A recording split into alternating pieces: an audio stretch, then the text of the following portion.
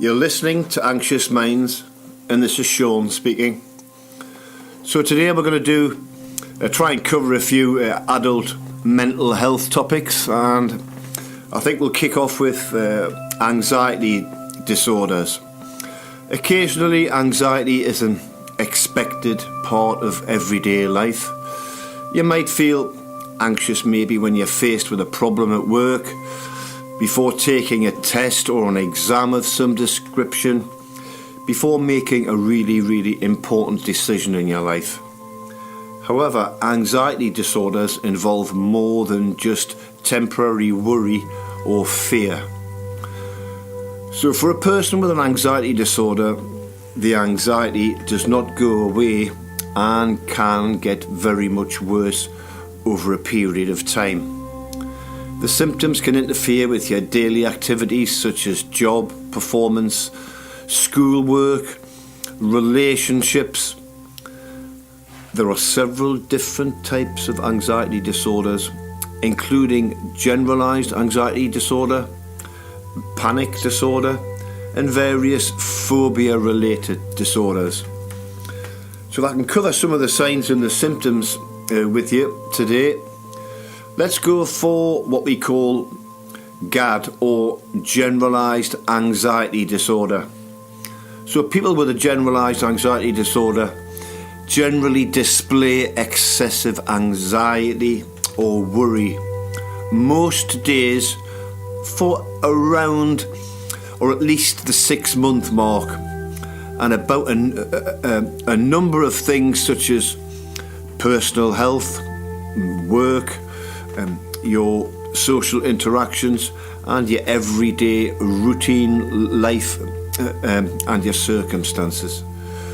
The fear and the anxiety can cause significant problems in areas of a person's life, such as their social interactions, their school, their work.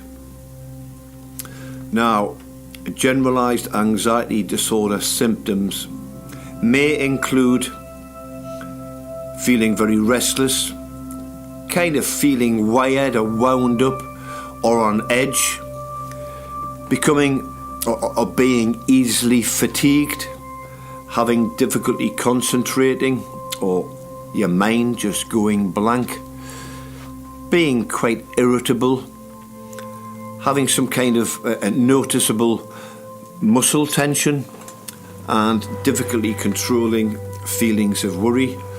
Some people also have quite significant sleep problems, such as difficulty actually falling asleep or staying asleep, quite significant restlessness or an unsatisfying sleep. So that's quite a bad one, really. Signs and symptoms for a general anxiety disorder can be very uncomfortable for a person. Let's move on to another kind of anxiety, really, which is a panic disorder. Now, people with a panic disorder have recurrent, unexpected panic attacks. Now, panic attacks are very sudden periods of extreme, intense fear that come on very quickly and very unexpectedly, and often reach their peak within just a few minutes, maximum usually about 10 minutes or less. It very rarely goes above the 10-minute mark, and attacks can occur so unexpectedly or can be brought on by a trigger such as a feared object or a situation. Very often the person will know about that feared object or situation and will generally avoid it. So during a panic attack, people might experience heart palpitations. That's a pounding, fast heartbeat, or a very accelerated heartbeat, and quite often some people feel as if they're going to die because of that. Sweating, quite a pronounced trembling or shaking, and sensations of a shortness of breath and they often feel as if they're being smothered or they're actually choking. Very strong feelings of impending doom, feelings of just completely being out of control. So really panic attacks, panic disorder, very, very unpleasant indeed.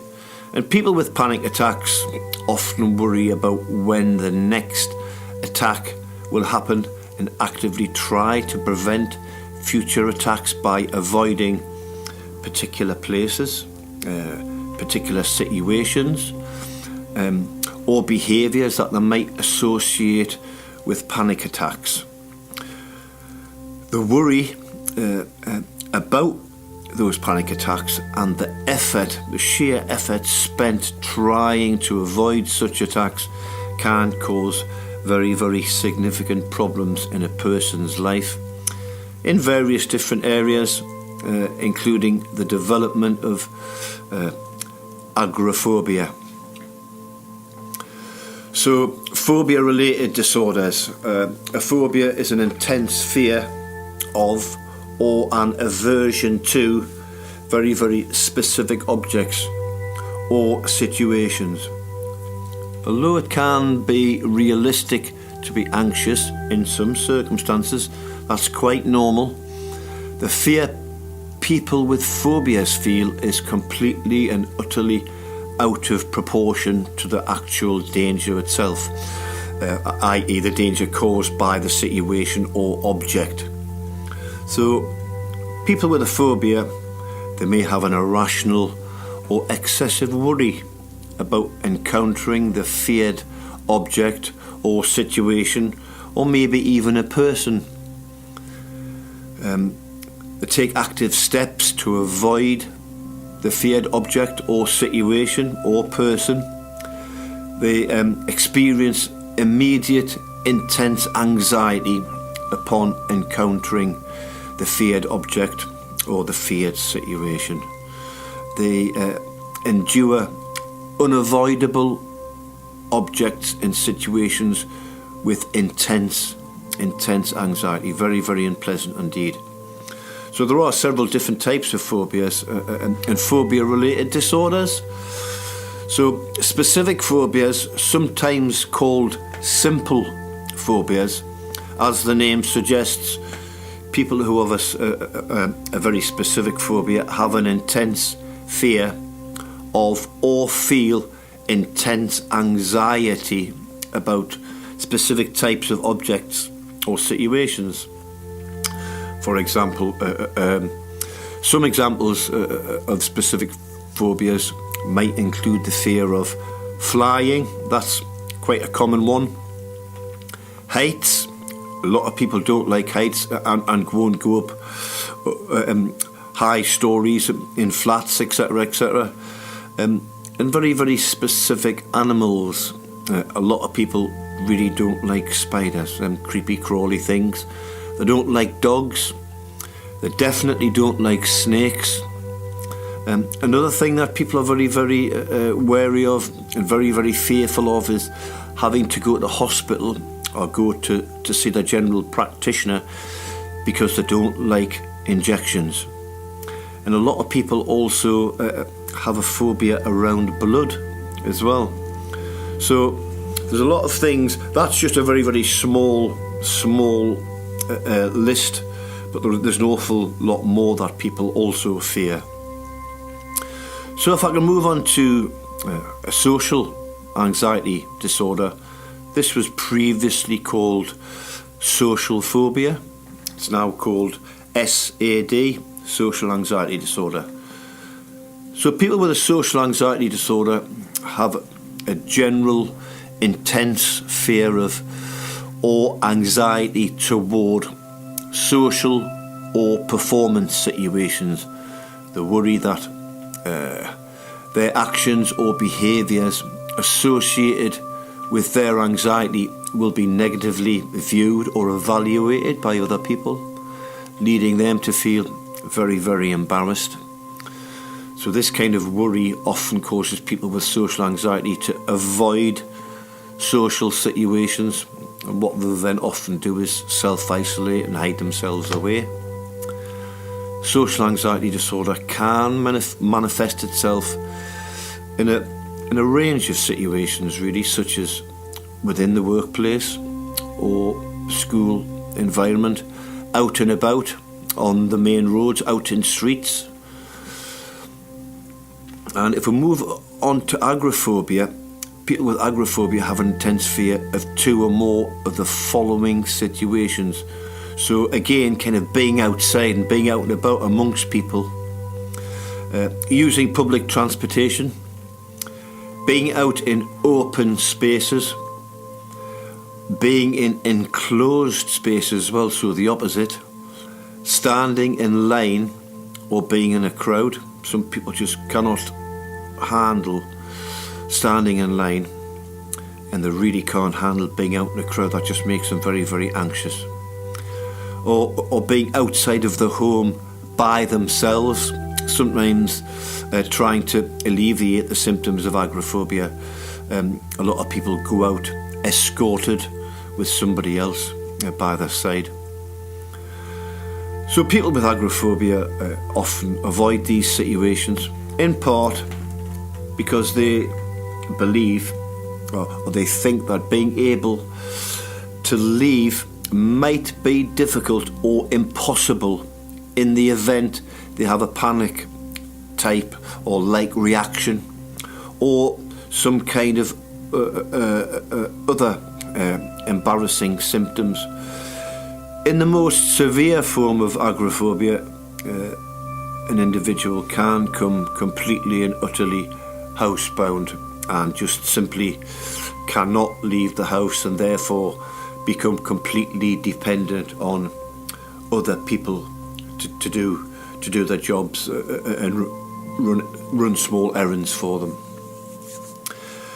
Something else, another anxiety disorder, which is often thought of as something that only children deal with, and this is called separation anxiety disorder. Very, very often, you might quite often find that your pet chews your carpets because they really, really want to be with you and they can't stand being separated from you. But human beings very, very much suffer from this kind of anxiety disorder. However, it's not just something that only children deal with. Adults can also be diagnosed with separation anxiety disorders, although it is a little bit rarer these days.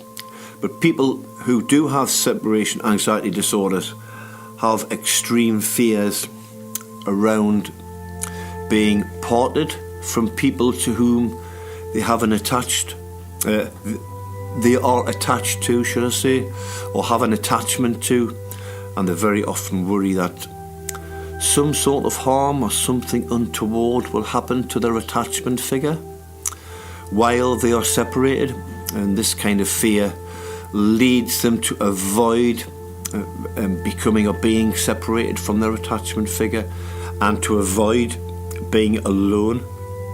And very, very often people will go to extreme lengths to avoid being left alone. So people with separation anxiety may have nightmares about being separated from attachment figures or experience physical symptoms where separation occurs or is actually anticipated by the person. Another one is what we call selective mutism. This is really quite a rare disorder associated with anxiety is selective mutism.